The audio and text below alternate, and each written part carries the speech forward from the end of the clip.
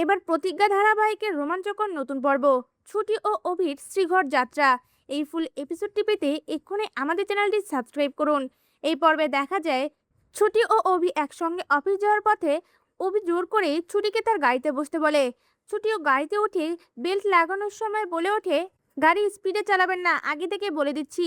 এই কথা শুনে অভি রেগে বলে ওঠে, আমি স্পিডেই গাড়ি চালাবো, সবেতেই বেশি বেশি।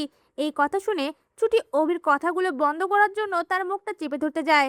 সে সময় ছুটির হাতটা গিয়ে অভির গালে পড়ে। অভি তখন গালে হাত দিয়ে বলে ওঠে, আমার গালে চড়, ভুলে যাবেন না আমি এখনো কিন্তু আপনার কন্ট্রাকচুয়াল বর। তখন ছুটিও বলতে থাকে, আমি কি আপনার গায়ে চড় মেরেছি? এটা ভুল করে হয়ে গেছে, আপনি মুখটা সরিয়ে নিয়েছেন, তখন গালে লেগে গেছে। এই বিষয়টা নিয়ে দুজনের মধ্যে এক কথায় দু কথায় চুল ছেঁড়াছেড়ি ঝগড়া লেগে যায়। আর তাদের ঝগড়ার কারণে গাড়িটাও নড়তে থাকে।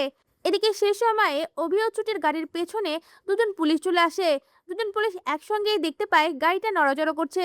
এটা দেখে আরেকজন পুলিশ বলে ওঠে, এই দেখো ডান্সিং কার, চলো পাকড়াও। এই বলে দুজনে গাড়ির কাছে চলে যায় আর গাড়ির গ্লাসে টোকা দিয়ে বলে ওঠে, গ্লাসটা নামাও।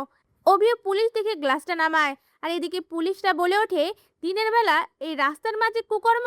এই কথাগুলো শুনে ছুটি ও অভি দুজনেই অবাক হয়ে যায়। এরপর পুলিশ আবারও বলে ওঠে, এই কুকর্মের জন্য তোদেরকে থানায় নিয়ে যাব, এক্ষুনি থানায় চল। কথা শুনে ছুটি ও অভি দুজনেই ভয় পেয়ে যায়। এরপর দেখা যায় অভি গাড়ির রুফটপ খুলে দেয় আর ছুটি ও অভি দুজনে একসঙ্গে সেই রুফটপ দিয়ে বেরিয়ে আসে। এরপর অভি সেই পুলিশদের অনেক কিছু বোঝানোর চেষ্টা করে, কিন্তু কোনো কথাই পুলিশরা শোনে না। তারপর দেখা যায় অনেকগুলো পুলিশ মিলে অভি ও ছুটিকে থানায় নিয়ে যেতে লাগে। তা ভিউয়ার্স, ছুটি ও অভির এমন রোমাঞ্চকর পর্ব দেখতে আপনাদের কেমন লাগবে? আপনাদের মূল্যবান মতামত আমাদের কমেন্টে জানান। ধন্যবাদ।